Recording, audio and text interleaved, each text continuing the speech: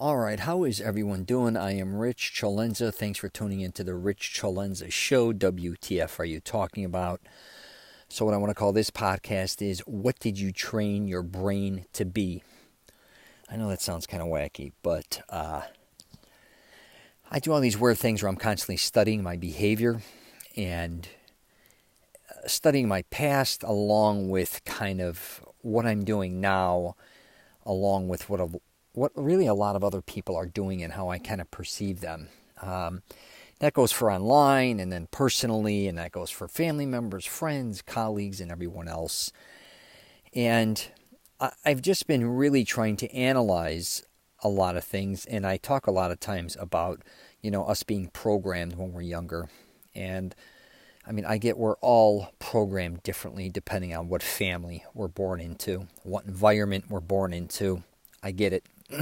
Some are, poverty, lower class, middle class, upper middle class, one percenters, wealth, whatever the case may be. But what I find kind of quite interesting is as we get older, we a lot of times don't recognize how we can start changing our lives. And I'm not going to come off as some do-gooder here or saying even changing your life for the better. It could be whatever the hell you want to be, good or bad. So what I really want to get in depth, not even in depth, I just really was thinking about, so when we're younger a lot of times too, we train our brains in school, obviously, or they try to program us to learn all these different things, reading, writing, math, many different things, and they kind of program us to go from one grade to the next. If we're in athletics, they're kind of programming you to go from 1 year to the next as far as becoming, faster, quicker, whatever the case may be, whatever sport you're doing. If you're into education, obviously you want to keep getting smarter and learning more, whatever that may be.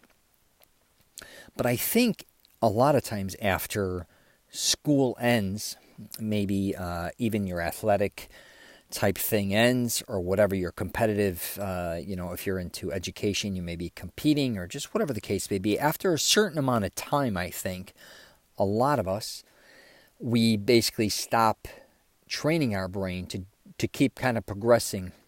I think we almost become stagnant for long periods of time. Now, that doesn't mean like getting out of college, or even if you don't go to college, you go to a workplace and you start learning their process, right? For most of us, not everybody. Some people carry on their education forever. Doctors, some lawyers carry it on. There's different fields, obviously, but I'm talking for the average person out there. So I think what kind of happens is we have trained our brain to do all these different types of things and progressing hopefully forward.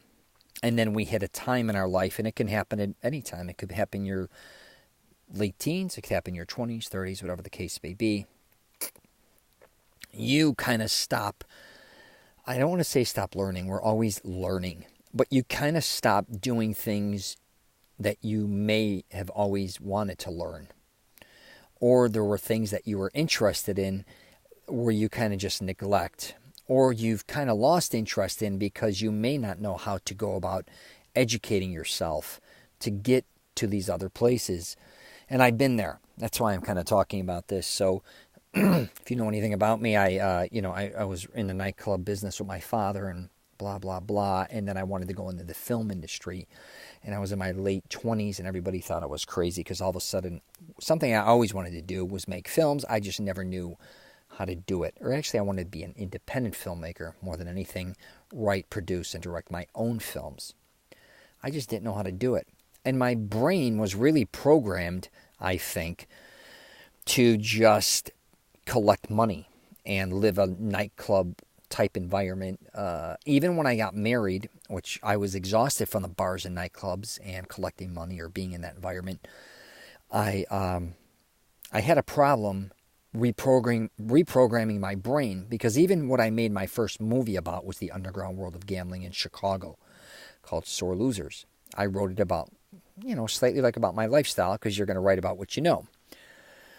And then I made another film, Insanity, which is kind of about a forensic team that creates a device that taps into your cerebral cortex. And then if you get murdered, you become a witness to your own murder. And kind of hitman, a mobster type film mixed in with the FBI and blah, blah, blah. So after that, I really wasn't educated in making films. I was just kind of, just learning. But I realized through that process, I had to change my brain entirely because I was going into something, one, I never knew about, and two, it wasn't just about making the film. I had to learn so many different things, and it became overwhelming. And the same thing when I wanted to create a book, which I don't even know where, people just said, write a book. And I went in this, I wrote a book and whatever. But again, had to reprogram my brain to learn how to do that and all these different types of things. And it took a lot of time. And a lot of things I did were so unsuccessful. But I don't know what made me keep doing what I was doing. And just because, truthfully, I don't think I was that successful in anything I did. I mean, a lot of people became a lot more successful than I did in all these aspects, from filmmakers to writers to whatever the case it may be. And now I'm doing a podcast, for instance. I'm doing a YouTube video. I'm just doing it the way I always wanted to do it. And again, having to kind of rewire my brain to say, okay, how am I going to do this? And why are you doing this? But when it comes to other people, I realized a lot of people, I think, again, we talk about fear, or it could be laziness. But a lot of people I run into, because I do this thing with mastering self-confidence, I try to help men, or even dating, or all these different types of things. The one thing I think they're afraid of, one is losing their identity and changing. I talk about that in my program, and I get that because I think I still have an issue changing my identity from my past. I just want to evolve, but I still don't want to lose that, and I get that. But the one thing I think with a lot of people is back to the brain and how you're programmed, or how, what you did to yourself too. You can only, you're programmed by your parents to a certain age, and then eventually you end up on your own. And I know it's hard to reprogram yourself. So if you were raised like my mother was a very religious orientated person, after I left, my mother's house and everything, I had to figure out if that was right or wrong for me. Was I exhausted from it, or do I still like it?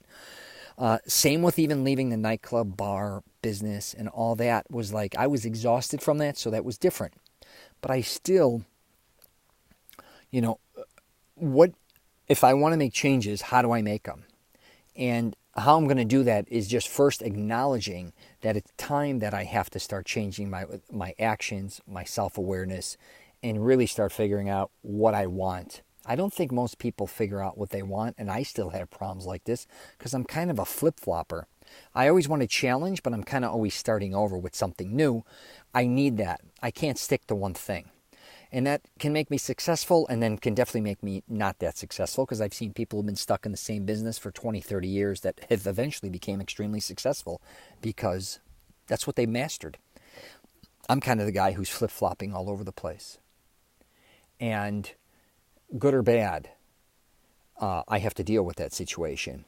But for me, I need to do that back to my brain. And I keep training my brain to do a lot of different things. I've also been, studying Italian. Back to that. I learned some when I was younger because I had immigrant Italian grandparents. I'm studying a language. And that's something that I know a lot of people in their 50s aren't trying to learn a new language necessarily. But I want to do that. I want to challenge myself. And if you just sit back in your life and kind of just say, it may be great. It may be shitty. But why is it the way it is? And the reason it is the way it is because you trained your brain to basically either accept or not accept what you're kind of doing or where it's ending up. And I don't think a lot of us want to say that we fucked up, or we're lazy, or maybe we're not as intelligent as we think we are to succeed, which is just a reality, or we don't have our shit together. So these are all things that I had to, kind of call myself out on. And if you know anything about my podcast, I love kind of calling myself out on bullshit. Let me get some water here, especially my own. Because I think the one thing that at least the United States or North America, I think a lot of men, I can't speak for women, I'm not a woman, but I just see a lot more men. I guess you could say women too, because I'm around so many females with my family members and things. They're afraid to acknowledge that their behavior sucks, or they're lazy, or they don't know how to, again, not necessarily even reprogram your entire brain, but how to train your brain to get what you want. Now, some things which I find quite interesting, because I'm always doing videos on physical fitness, let's say. Some people, I noticed, and I just did a video actually on this, and it's called, if you want to check it out on YouTube, it's called basically, you're more athletic than you think you are. And what I did was, a lot of people I met later in their 30s, 40s, 50s, 60s, ended up becoming really good athletes later in life. But the thing was, when they were younger, they were horrible. And I've known people that have gone on to be yoga trainers, do decathlons, marathons, Tough Mudders, surf, hike, become very fit as they got older, but were very unfit when they were younger. And then I've known a lot of people that were not, or who were extremely good athletes, fit, strong, and then as they got older became very lazy, overweight, out of shape, and blah, blah, blah. And the thing I found quite interesting was the people that have excelled later, I think, from what I see, that weren't that athletic when they were younger, because they would either get bullied, get picked last, they were too thin, too fat, too slow, whatever. They realized they got older that their body's changed. Their mind has changed. They have evolved, and they can be what they think they can be. They're not kind of caught up in the past of not succeeding anymore. They're not that same person. And I think in life, a lot of us need to look at things the same way. Because I think a lot of us grow up where people are either telling us we're stupid, we don't know what we're doing, you better do this to succeed, or if you came from, I don't care if you came from rich or poor, you were put, there's a lot of pressures regardless if you're sometimes poor or wealthy. I talk about that in my book, Wingman. Like, if you're poverty level, there's pressures for you to get out of poverty, right? Obviously. But then there's also, if you came from a wealthy family, there's a lot of pressure to get into maybe a great school, become just as successful as your father or mother. There's different pressures no matter what. And if you see a lot of, like, I'd hate to say it, in the poverty all the way up to, the wealthiest people in the world, a lot of them have addictions, which ruin their lives. And a lot of that is stress-driven, I think, and expectations.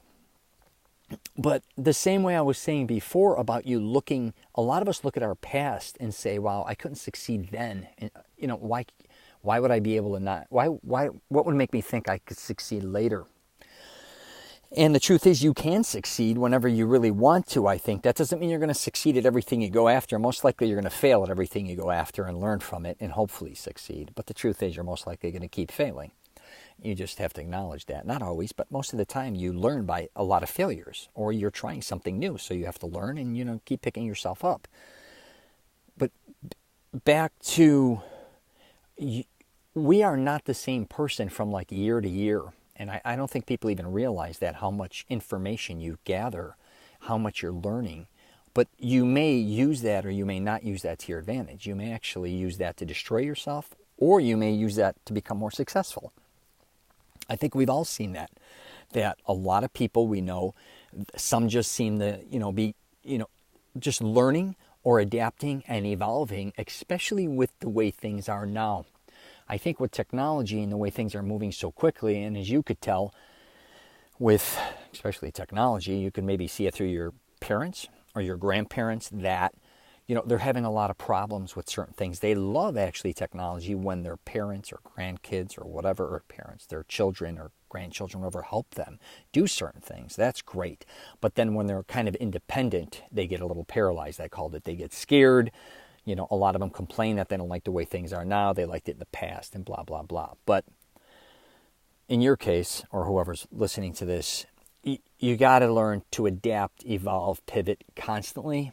And that's back to the brain. The thing you got to realize most importantly, I think, with your brain is to understand that you have to keep training it. It's almost like training back to fitness. It takes, I say, months or even years to get into great shape, or just into moderate shape. And it takes weeks to get out of shape, which sounds crazy, but it is so true. And I think that's with our brains as well. So if you want to, it doesn't even necessarily mean you have to succeed or something or excel beyond, just to keep doing what you want to do in your life, to keep it interesting, you're going to have to learn to keep training your brain to learn certain things that help you succeed at going after what you want to go after. And I always talk about this. I think people get caught up to thinking everything revolves around money or success is money or all that shit. It really isn't. I think a lot of people would be shocked where they just want to, say, take time out to read more, and they don't do it. Something that simple. Or they want to take time out for more longer walks, hypothetically, that'll make them feel better. Go hiking, maybe go crew. I don't know. Go surf. And I'm not saying, again, you got to go out and become some excellent surfer, but training your brain to be who you want to be. And I think that's the one thing that a lot of people are missing, is basically what I'm saying. We train our brain to become something I think society or what a lot of other people told us what we should be. And if we don't become these things, we fell short. And I think as time went on, we started to feel like we fell short, because a lot of us are told what we should be doing, what we shouldn't be doing, and we did that for a long period of time, and some may have succeeded and be happy with it, but a lot of us, I don't believe, are. And I think that's just something that I would bring up in the podcast. And I'm going to actually be I'm going to throw this in there, Apple. I'm going to start doing Zoom interviews. I didn't expect to go on with all these crazy tangents or rants. But it's been very interesting for me because I'm able to kind of vent, and I don't know if anybody even gives a shit. But I really do want to help people. And if one person, if it really, you hear these goofy things, if it affects one person out of everybody that listens to say, wow, I kind of see where he's going with that, and it helps you evolve. And I think the one thing I'm going to end with, let me get some more water here. I actually was just at a car show with my father. I'm a little dehydrated here. And I've been doing this with my kids, so I wanted to teach my kids that, obviously you want to protect your kids. So I have 2 daughters in their 20s. And if you're a father and you have daughters, it's probably, every family's different. But what I want my daughters to do is understand that I'm here to understand them, but I am not them.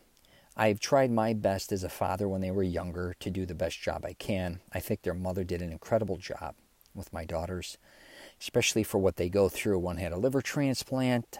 One had type 1 diabetes. They both have their battles. I actually look up to both of them because they're actually my idols. I still kind of, to see what they've gone through and how they've come out of it, it's unbelievable. So, but they also realize, back to me with the programming and the brain and all that shit, when it comes to religion, I listen to them, regardless if they're religious or not religious. And it's quite interesting because one, I think, really gravitates more towards religion, and then the other one thinks it's kind of a cult. And then one likes really taking care of themselves, something very physical, and the other one doesn't want to have anything to do with that. One has a lot of drive in business. Actually, they both actually have really good drive, I think, in business. They both have a lot of drive for school now. I have been very fortunate with that. But I want them to understand, too, is when I have discussions with them, I think they're almost not set off in a bad way, like kind of shocked, but they get it. I get it, if that makes sense. I understand what a young girl, I'm not a young girl in their 20s, but I am open-minded enough to say, hey, and they tell me a lot of things I don't think that most younger girls would tell their father, but one of my daughters always says, you're one of the most honest people. I know I can tell you these things because you're not going to constantly judge me. And I truly want the best for them. But I also want them to understand that not only am I there for them, but they have to learn to accept failure and start doing exactly what I just previously said with their minds, because I talk about behavior in their brains and figuring things out and understanding that, life isn't easy. But just please to keep understanding that I want them to move forward, but I want them to move forward to go after what they want to go after at that time. And to do that takes a lot of hard work, and shit's not given to you. And just really realize to start training their brain to become, as successful as they want to, but just going after what they want to become. And I don't want them to become lazy. So I'm kind of up their ass with that.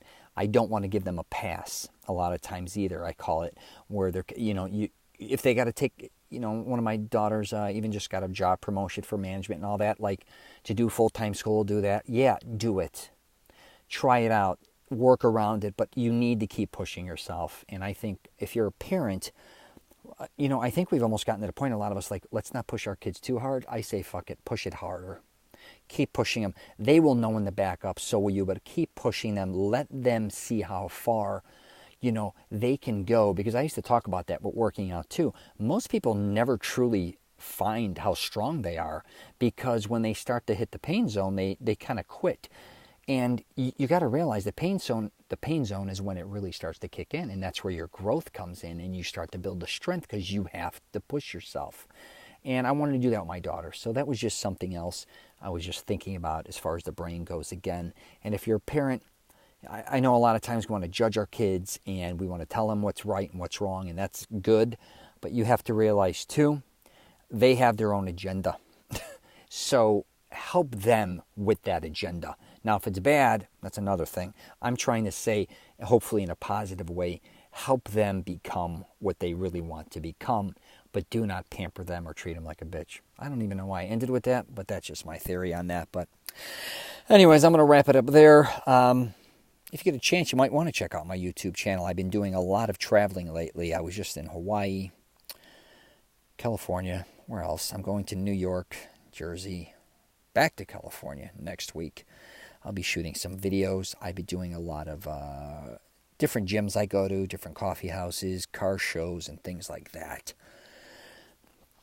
So, where else? I'm on LinkedIn, Twitter, Facebook, and Instagram. And you can check out my stuff on CELENZA.com. And that's all. If you're traveling, safe travels, and I wish you nothing but the best.